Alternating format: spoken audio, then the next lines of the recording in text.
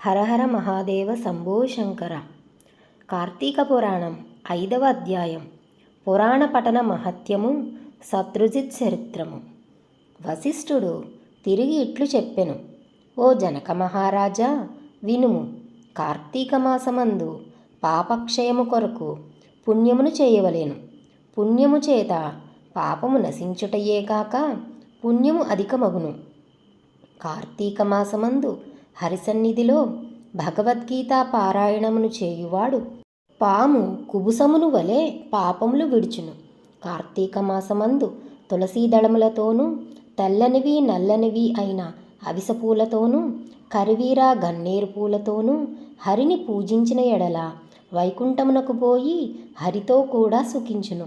కార్తీక మాసమున భగవద్గీత యందలి విభూతి విశ్వరూప సందర్శనాధ్యాయములను హరిసన్నిధిలో పారాయణం చేయువాడు వైకుంఠలోకమునకు అధిపతి అగును. కార్తీక మాసమందు హరిసన్నిధిలో శ్లోకము గాని శ్లోకపాదము గాని పురాణమును చెప్పిన వారును విన్నవారును కర్మబంధ వినిర్ముక్తులగుదురు. కార్తీక మాసమందు శుక్లపక్షమందు వనభోజనం చేయువారికి సమస్త పాపములు నశించును. ఇతర కాలములలో జపకాలమందు, హోమకాలమందు, పూజాకాలమందు, భోజనకాలమందు, తర్పణకాలమందును చండాలుర యొక్కయు పాపాత్ముల యొక్కయు శూద్రుల యొక్కయు అశౌచవంతుల యొక్కయు సంభాషణలను వినినచో దోషపరిహారము కొరకు కార్తీక మాసమందు వనభోజనం ఆచరించవలయును.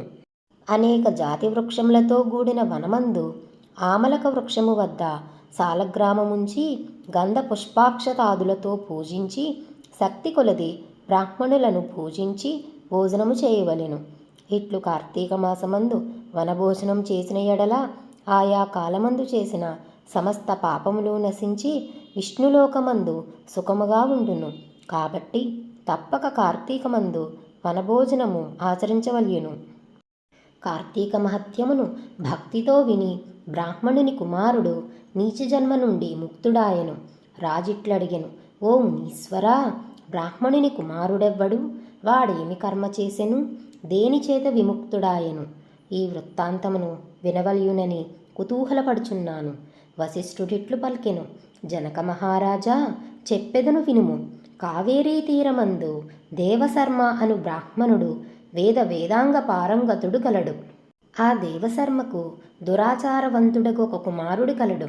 అతని దుర్మార్గంను చూచి తండ్రి, నాయనా, నీకు పాపములు నశించడి ఒక మాటను చెప్పెదను. కార్తీక మాసమందు ప్రాతస్నానము చేయుము. సాయంకాలమందు హరిసన్నిధిలో దీపములను సమర్పించుము. ఈలాగున తండ్రి చెప్పిన మాటలను విని కుమారుడు, కార్తీక ధర్మమనగా ఏమి? ఇట్టి కార్యము నాచే ఎన్నటికీ చెయ్యతగదు. ఆ మాట విని తండ్రి, ఓరీ దుర్మార్గ, ఎంత మాట అంటివిరా? నీవు అరణ్యమందు చెట్టు తొర్రలో ఎలుకవై పుట్టి ఉండమని శపించెను. తండ్రి శాపమును విని కుమారుడు పశ్చాత్తాపపడి శాప విముక్తిని దురాచారుడనైన నాకు ఎట్లు కలుగును అని తండ్రిని అడిగెను.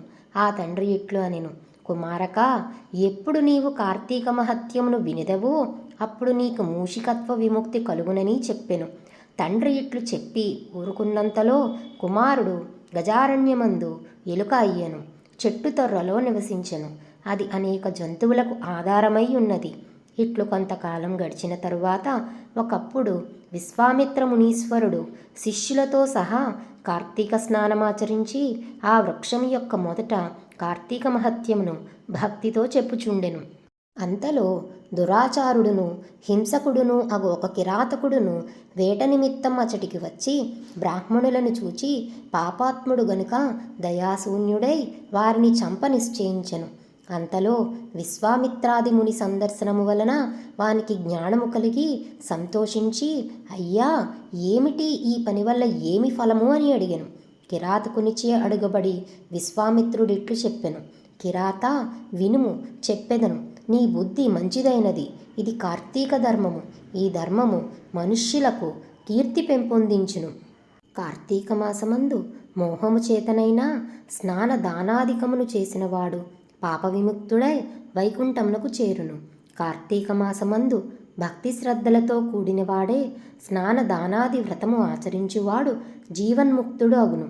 విశ్వామిత్రుడు ఇటుల కిరాతును గురించి చెప్పిన కార్తీక ధర్మమును వృక్షము మీదనున్న ఎలుక విని అప్పుడే నీచదేహమును విడిచి విప్రుడయ్యను. విశ్వామిత్రుడది చూచి ఆశ్చర్యముందెను. తరువాత బ్రాహ్మణ కుమారుడు తన వృత్తాంతమునంతనూ విశ్వామిత్రునికి తెలిపి అనుజ్ఞ తీసుకుని తన ఇంటికి బోయెను. కిరాతుడును మూషిక దేహ త్యాగమును బట్టి కార్తీక వ్రతఫలమును చూచి తర్వాత ముని వలన సకల ధర్మములను విని వైకుంఠము చేరను.